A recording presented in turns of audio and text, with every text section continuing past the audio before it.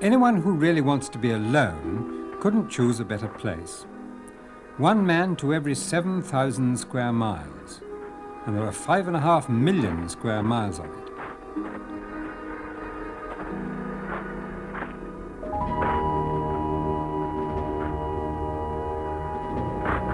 This is one of the 2,000 men who carry out research in the coldest place on Earth. He's setting out to ring a giant petrel chick before it flies north to escape the Antarctic winter.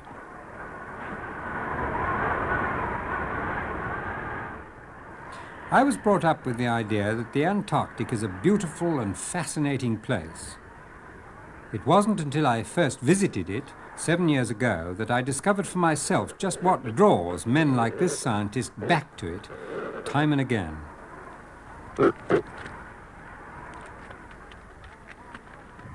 The Antarctic has a rare and unmatched beauty.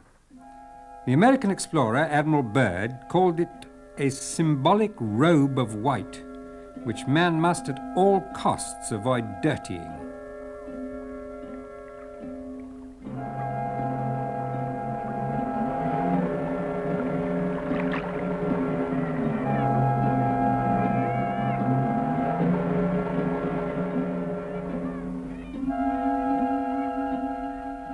It was the International Geophysical Year of 1957 that finally confirmed the Antarctic as a true continent and not just floating ice like the Arctic. The IGY did more than that. It led to the Antarctic Treaty of 1961. Today, 16 nations work peacefully together there, all scientific knowledge pooled, all territorial claims frozen for 30 years, all military activities forbidden. Britain, the Argentine, Chile, USA, the USSR, they man most of the research stations, but many other nations have bases too. Most of the British Antarctic survey stations are on the Antarctic Peninsula and the offshore islands like Cygne Island in the South Orkneys.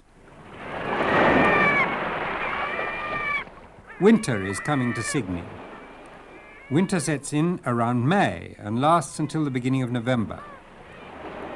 April is almost the last chance the British Antarctic Survey team on Cygne Island will have to collect the specimens they need from the open sea. Soon now the ice and snow will close in on them. Even so, Cygne is lucky. It's far enough north, outside the Antarctic Circle, to escape the bitter weather of the bases further south. But its mildness is only relative. The approaching winter will bring temperatures of minus 30 degrees centigrade.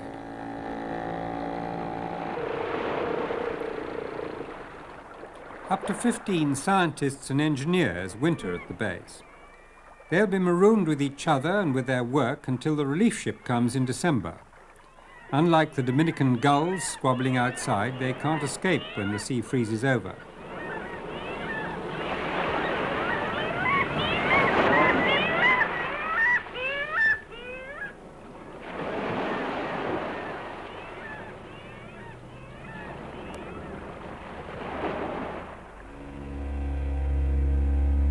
As if growing a bed of translucent water lilies, the sea begins to freeze over. It's known as pancake ice.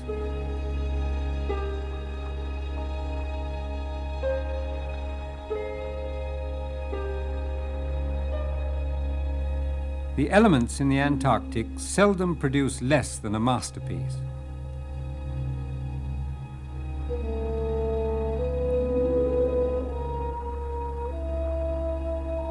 While Europe is enjoying its spring, winter grips Cygne. Birds like the blue-eyed shag fly north towards open water. The first of the winter gales hits the base.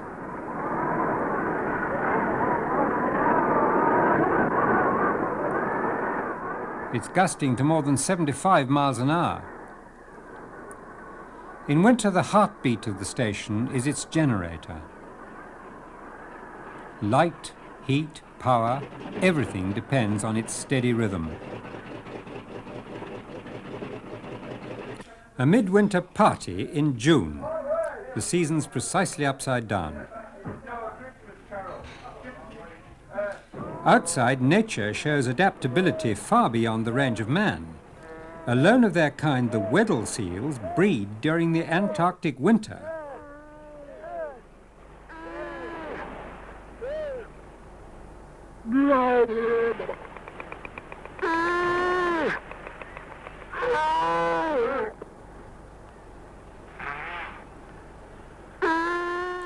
Weddell seals are the most southerly of all seals.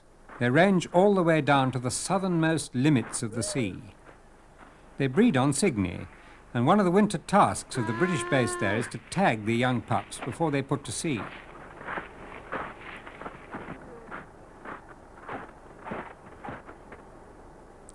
First, mother has to be politely persuaded to move over. Tagging has to be done as soon after birth as possible. Within 2 weeks, this baby will have learnt to swim.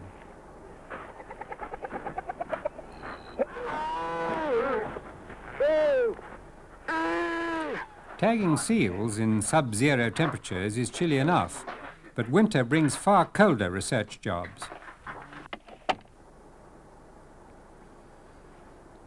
Hardy bathers in Europe sometimes have to break the ice, but this is ridiculous.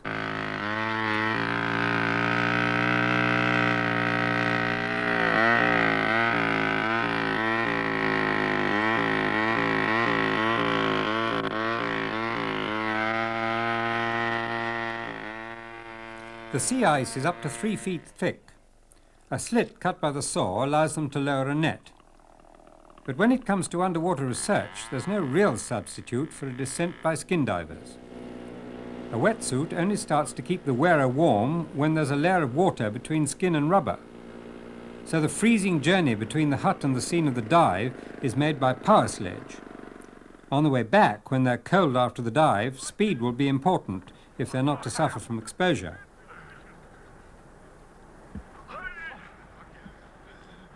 With the wet potties. The first sensation is a fairly pleasant one. Like the Weddell seals, they find surprisingly that the water is warmer than the air outside.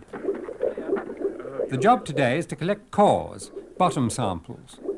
The bottom is 30 feet down, but there's plenty of light under the ice, provided the snow on top isn't too thick. Diving under thick ice is a pretty claustrophobic feeling at first, but the divers say that you soon get used to it, and there's always a rope to bring you back to that friendly hole on the top. The bottom samples are safely recovered.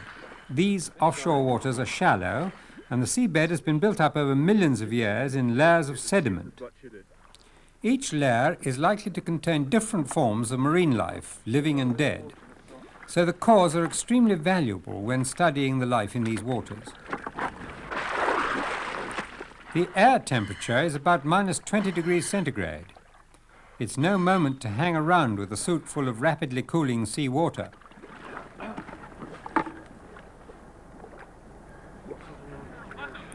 Well, sort of enough to fulfill or half fill The hull has already begun to freeze over. Antarctic waters are extremely fertile. The bottom samples have produced a varied selection of amphipods. This neon-lit airship is a member of the rich plankton community. It's a ctenophore, a kind of sea gooseberry or comb jelly.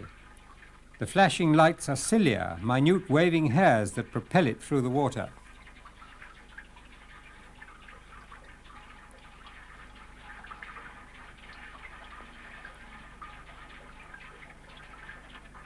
An annelid, a marine worm. These creatures are minute. A microscope is needed to photograph them. The larval stage of this annelid bears no resemblance to the wriggling adult. Antarctic fish are particularly fascinating. There are only about 100 species all told. They're peculiar in that many of them have very little hemoglobin, the red pigment in the blood that carries the life-giving oxygen to the body. One group of species, 16 of them, the aptly named icefish, have no red blood at all. So how do they survive? Well, they have a far larger heart than other fish.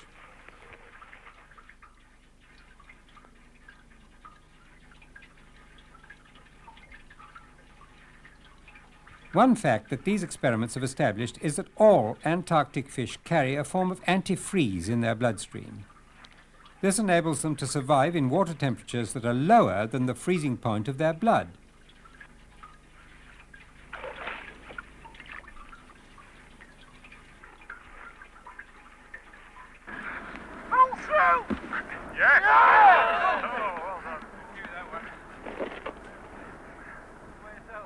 As winter drags on, the need to get outside and blow off steam becomes irresistible. Though it's still biting cold at Signy Island, November isn't far away, and there's already a hint of spring in the air.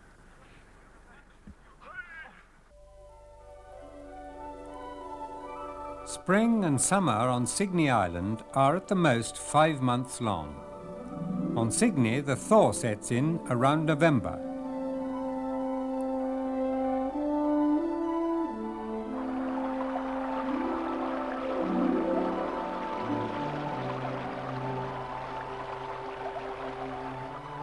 The sea ice breaks up, and the bergy bits and growlers buffet each other with the power of locomotives.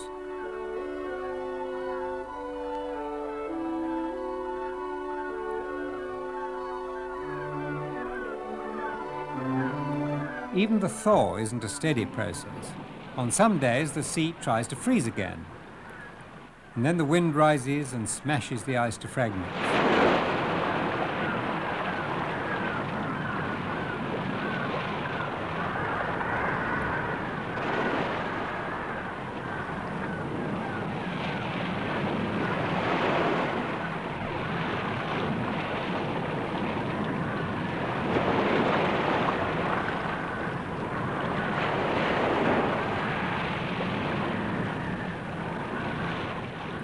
Then, one day, there's a solitary figure on a rock, the first Adelie penguin.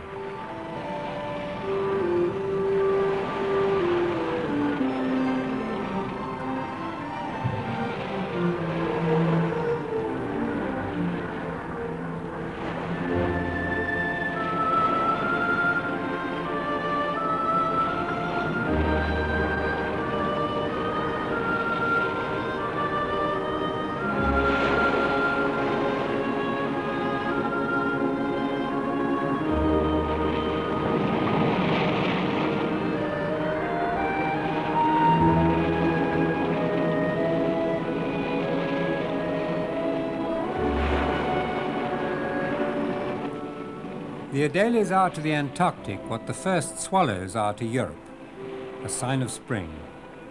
They've spent the winter in the open sea. Now they've come back to breed. The seals are returning too, some species to breed, others simply to haul out and sun themselves like this solitary Weddell seal.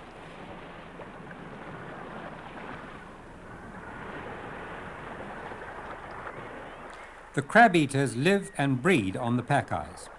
They are frequently seen close inshore once the pack breaks up. They are seldom seen together in large numbers, unlike the highly gregarious sea elephants, the largest of all the world's species. These are females. The bulls are the heavyweights. They can weigh up to 3 tons. Each adult bull has a harem of cows, sometimes 100 or more. His day is fully occupied in roaring at and, if necessary, fighting off rival males who try to compete for these elegant ladies' favors.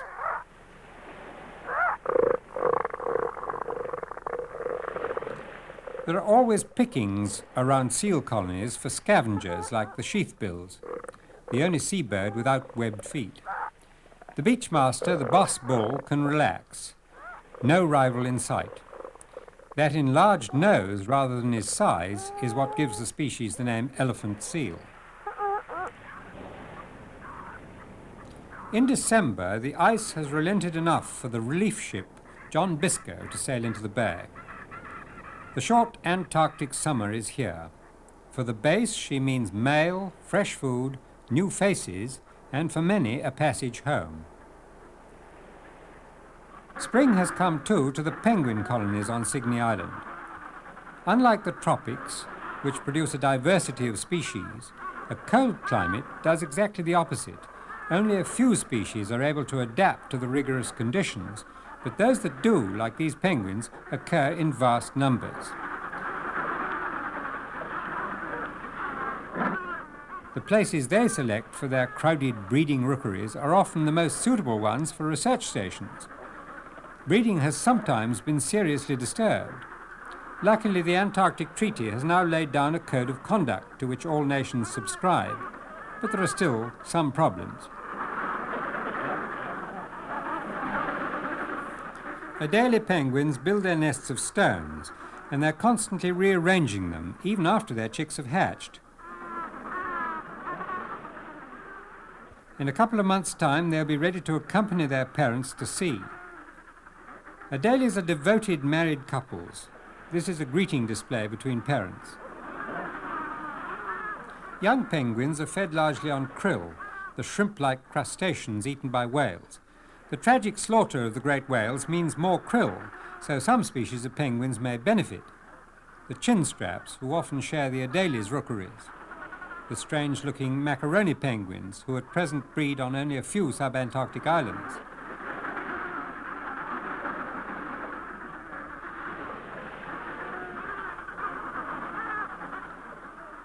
Nearby, the sheathbills go courting.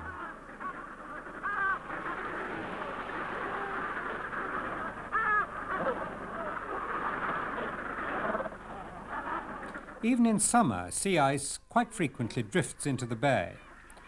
The rocks, though, are clear of snow, and this is where the blue-eyed shags nest.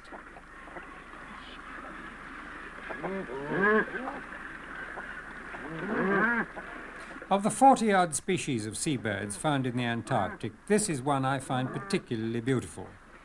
Perhaps they just appeal to me as a painter.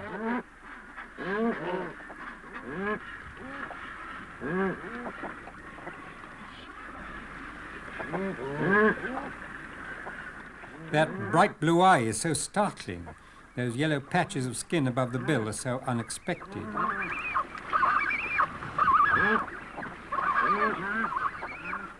Shags are voracious birds. The young urgently and continuously solicit their parents for food. At last, when she's made the chick work hard enough for his meal, she feeds him, a slightly pre-digested fish. Begging for food is often part of courtship between adults. It cements the partnership before mating.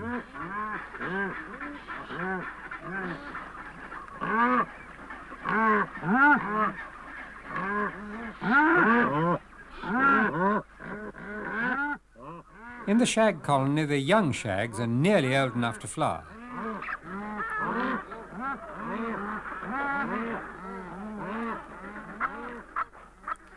We began this film with an ornithologist setting out to ring a giant petrel chick just before the winter arrived.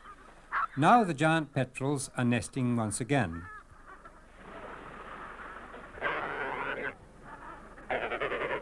The same man is now ringing adult petrels, but first he hides the newly hatched chick in the shingle, where raiding skuas won't find it.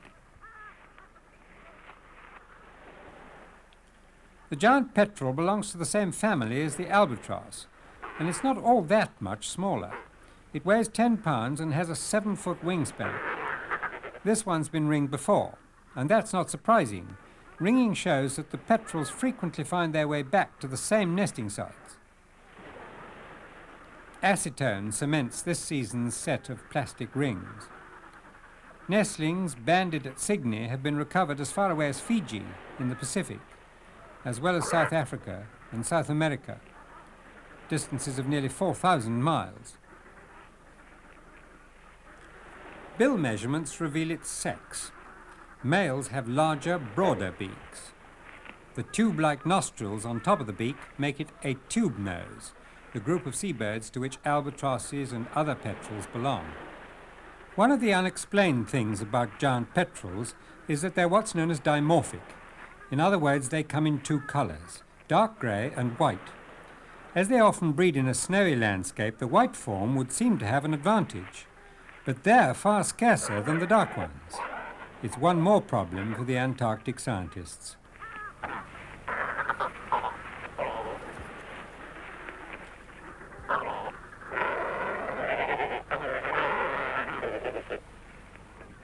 And here's another problem.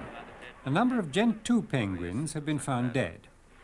When any natural catastrophe happens, one of the first things to do is to find out whether someone's been flinging mud at the Earth's symbolic robe. Already DDT has been found in crab-eater seals and penguins in the Antarctic. So what caused the death in this case?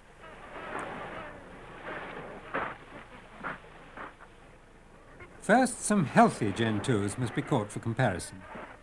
But healthy Gentoos take some catching.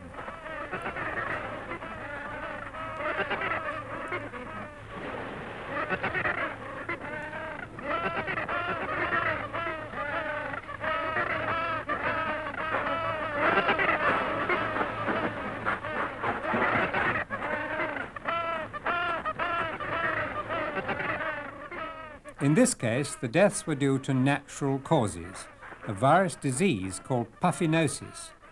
Happily, there was no pollution present. This film has concentrated on one base and one island. We've seen the brief summer come to Sydney, when the birds like these Cape pigeons, or more correctly pintado petrels, arrive to nest.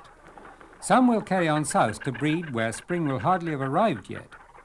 There are at least 25 other bases on that still sub-zero mainland, including 5 British ones. A continent the size of Mexico and the USA combined, covered by an ice sheet up to 12,000 feet thick, where 90% of all the world's ice and snow is stored away. And under that ice, certainly one of the largest coal fields on Earth and possibly rich deposits of precious minerals too. Yet everyone so far agrees that the Antarctic's chief export must remain scientific knowledge. Fortunately, the ice sheet is so thick that it may never be possible to mine the minerals it hides. Even if you could mine them, the problems of transport would be immense. At Adelaide Island, the British research team wait for the first relief plane to fly in.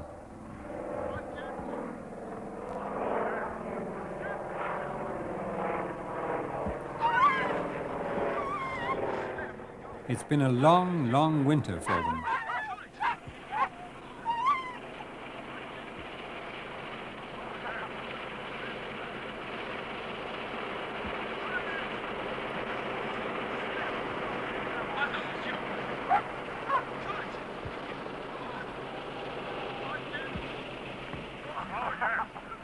The John Biscoe has found her way through the pack ice. What makes men work for a year in a place so cold and desolate? I think I know, because I've been and seen for myself. Would it be too fanciful to suggest that the lure is just to be able to touch the hem of that magic robe of white?